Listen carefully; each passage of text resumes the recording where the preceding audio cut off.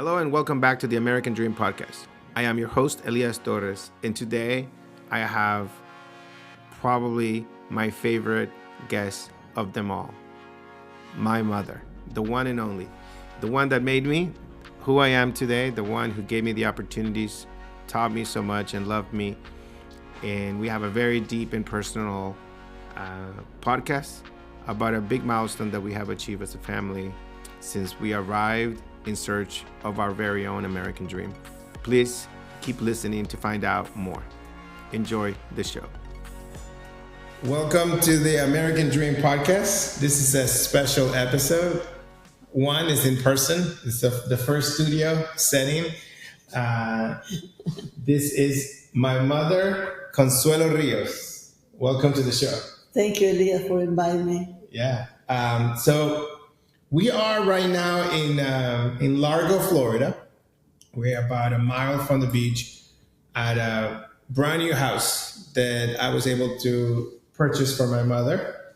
That is a dream come true, right? So we're gonna talk. You're happy? You're excited? Very much.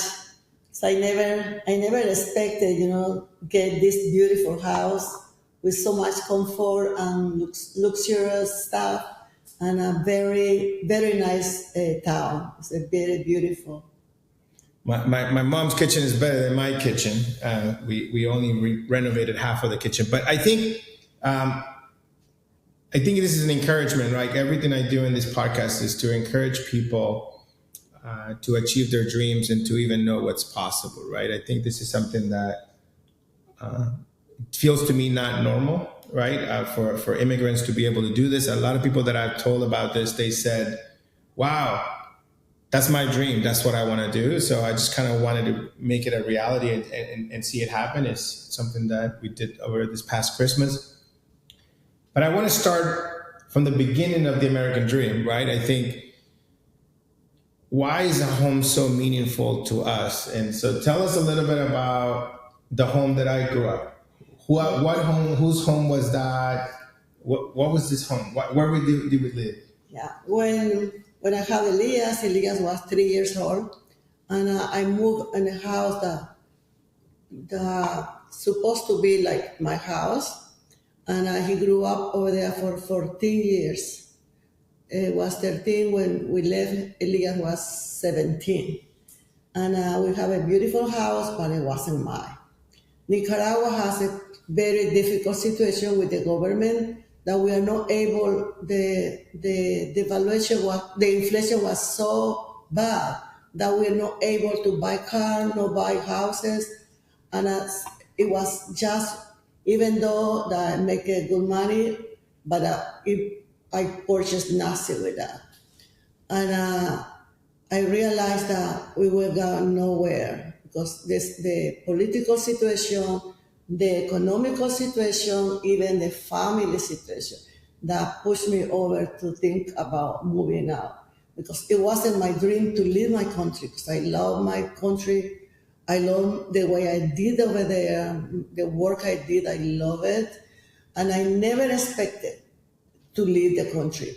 All my sisters and brothers left the country started living since 1979, but I stayed there till 1993. See, because really, really, I didn't want to leave. Yeah. To me, it was beautiful living in my country. But when Elias was 17, I realized that we needed a different future for my children. I had 3 boys. Elias, the oldest, Mario, the second, and Larry, my youngest.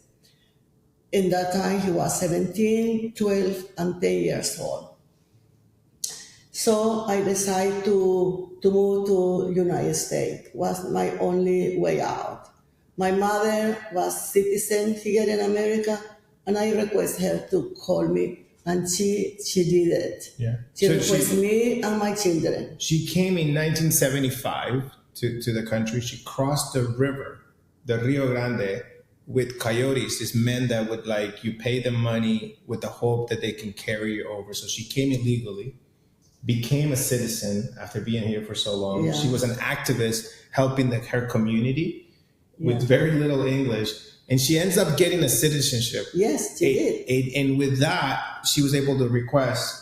But the thing is that's kind of where my dream begins, because I lived with my dad in Nicaragua, in LA for a couple of years. Yeah, 2 years. And so that's when I tasted the United States, right? And I was like, so when I came back... 12 to 14. 12 to 14. So when I came back to Nicaragua from 14 to 17, my mom had already requested us, and we were waiting for the immigration status. We had to wait outside of the country to come.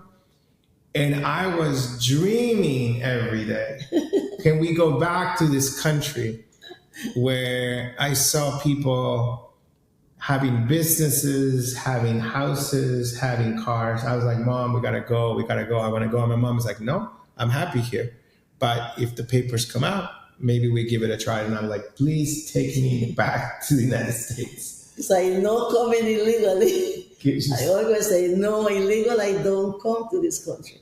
Okay, my mother and I start the preparing all the paperwork in 1989.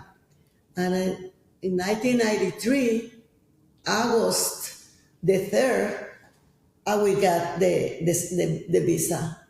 And then they gave me 3 months. In 4 years? No. But I started the paperwork, but the real 2 to 3 years. Yeah. From in 1993, in August, I was called to have the interview, and they gave me 3 months to leave the country. Precisely the time that Elias need to get the graduation in high school. Yeah. The graduation was December the 2nd.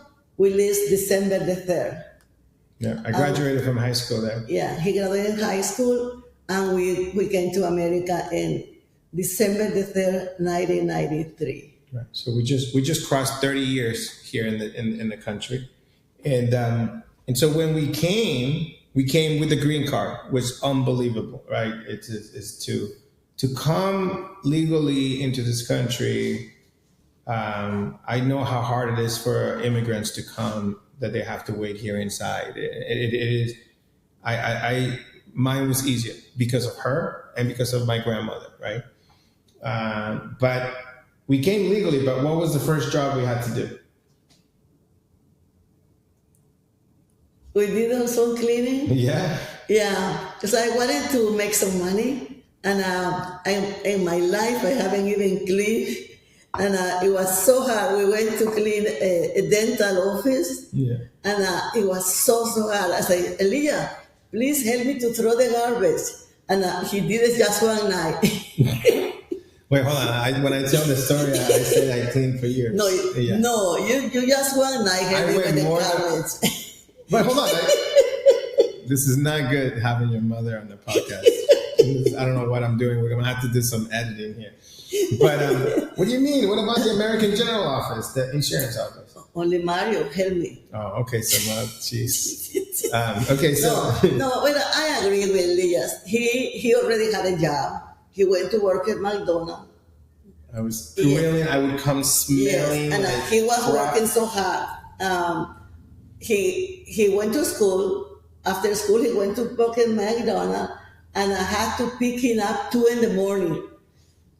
All was the cold weather in December, picking it up at 2 a.m. Because he was closing. And that's why I couldn't ask him to help me. But I did go a few times. It's on the record. The thing is that my mother is a veterinarian. Yeah. You're a veterinarian. You have a PhD. You're a doctor. You know how to cure animals. You're a pathologist. You taught at the university. You're a university professor. You're the first veterinarian woman in Nicaragua, right? Yes.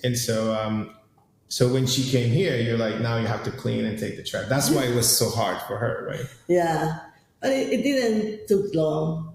After that, I started going to school to learn English, and after that, I went to Erwin to have a medical assistant courses, and I started working in the doctor office.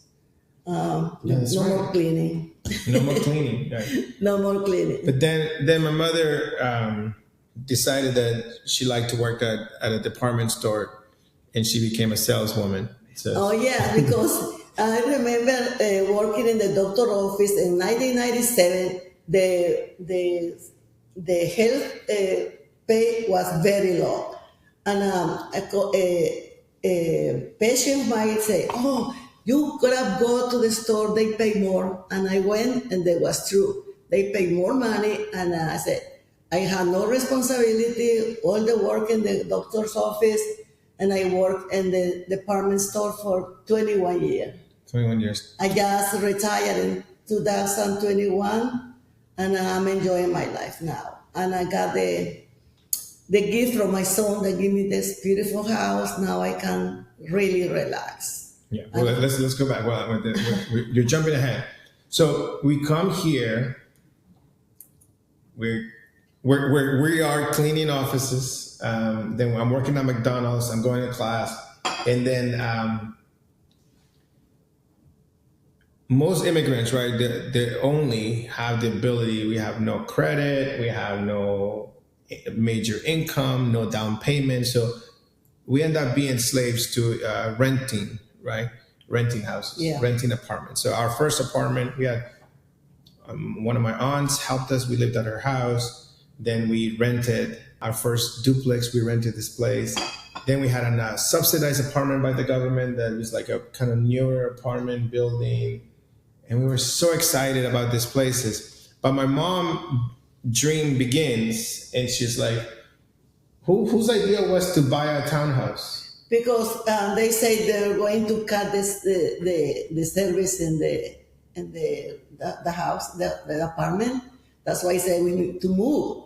And but we didn't want to go rent in another place. That's why I decided to look for a house. So we bought that what, 97? In 1997. 97. So we came in December 93. So in about less than 3 years, about 3 years, right? I'm in college, and she works at a department store. She's a medical assistant. Yeah, the medical assistant. And I applied for a mortgage for a townhouse working at IBM part-time. We were approved for $70,000. Yeah. That was the only... The condo was $75,000 or something like that. 68. Okay. See, she has good memory. I wonder where the memory comes from, my memory. And so we bought this townhouse where she lived until... Yesterday. Yes. And so my mother, so she lived there. And so we were noticing that this past Christmas, this house is the biggest purchase I've ever made since the acquisition, since we sold the company Drift. This has been my biggest ticket item. And I was talking to my mom, and I said to her, like a year ago, look, it's 3 years ago. 3 years ago, I've been saying to my mom, we gotta move, we gotta go somewhere else. It's time. I want you need a new place. That place is too old. I don't like it. Even though it was paid off and everything. And so I said to my mom, what do you want? And my mom was like, I want to live by the beach. She said. That's why. She said, but then. As I came here, I usually come here for Christmas. My mother-in-law lives here, and so we're we have both my Alejandra and I. We both have our parents here, our mothers, and so we came for Christmas as we usually come. And I said to my mom, this is it. This is my goal. We're buying a house. We're getting this done. And my mom was like, I don't know. You're always talking and not doing. And so she's like, but I said, I want to stay in Tampa. And she's like, I want to stay in Tampa. It's like, there's these houses right next door, that are coming up. And I'm like, no. We're going to go by the beach, and we're going to go look for something. So we did that, and we found the right balance for her. She loves gardening. She loves being outdoors. We were in the garage right now, and she said, was it? I always wanted a garage. This is the first time my mother has a garage. And so we're like, this is the first time she has a garage. And she's excited. My brother is excited. And it gives me so much joy to do that. And we found something that was a neighborhood but it's about a mile from the beach, Indian Rocks Beach, and so she can go to the beach and she can start her retirement life. There is a lot of outdoor to see park, gardening. It's a beautiful area in this one. Yeah. But anyways, I'm thinking that just sharing that with people, like how my American dream, I saw something, I think I saw a clip, I think it was Arnold Schwarzenegger or something that says, he's giving a commencement speech and he's saying like, there's no such thing as a self-made man, right? It's like self-made man implies nobody helped you and you did it all by yourself. But, I'm here with my mother. She's the one who made me. She's the one who taught me everything. I come from her. I come from my grandmother. I'm exactly like them. I come from women. My mother had strong genes. Yeah. Even my granddaughter got it. If I'm smart, it's because of her.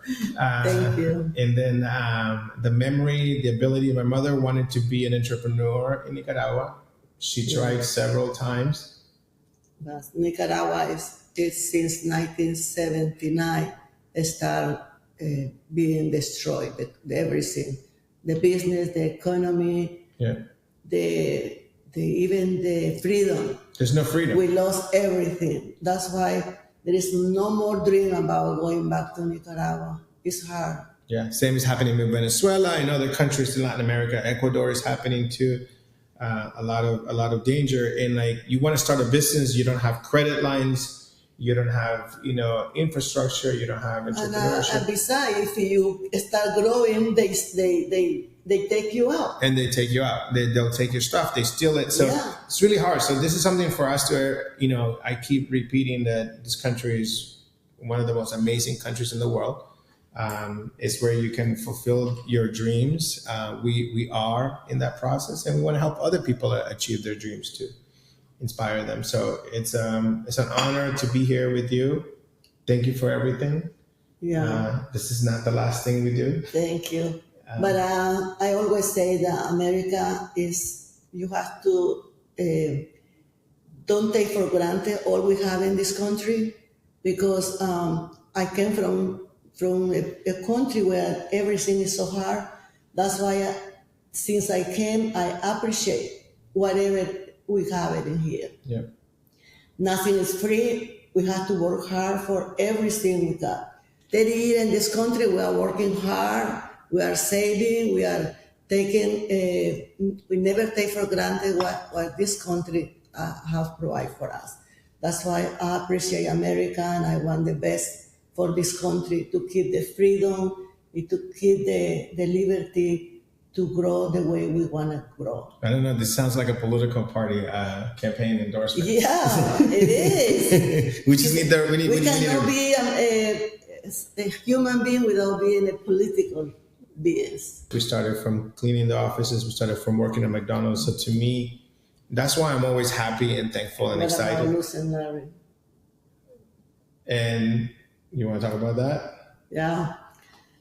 America, it was very good to me, even though in 2007 I lost my baby, my son Larry.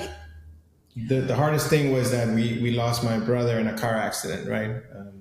He was coming home, and there was an accident.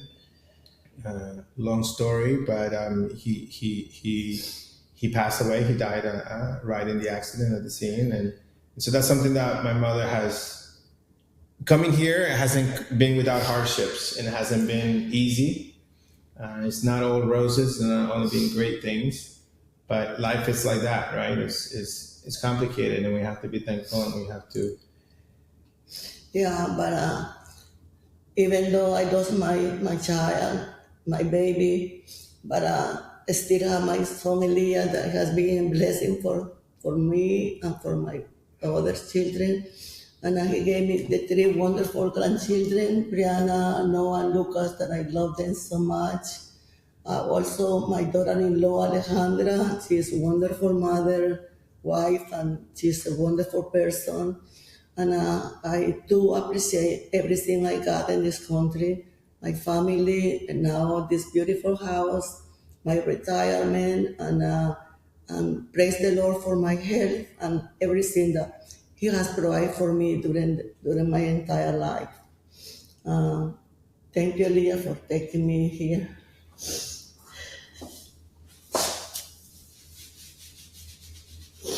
This podcast got quick emotional here. I'm trying to keep myself under control, but no, just again, just sharing a little insight into the story, into the journey, into everybody's American dream, and it's not all roses, it's not all rosy, but I don't know. The immigrants, we have the energy to keep fighting and to keep working. Keep going every day. Keep going every day.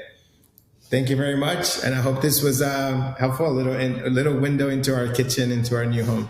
Thank you so much. Thank you for listening to the American Dream Podcast. Make sure to subscribe so you never miss a new episode, and share the episode with your friends. Our work isn't done until everyone has equal access to their dreams.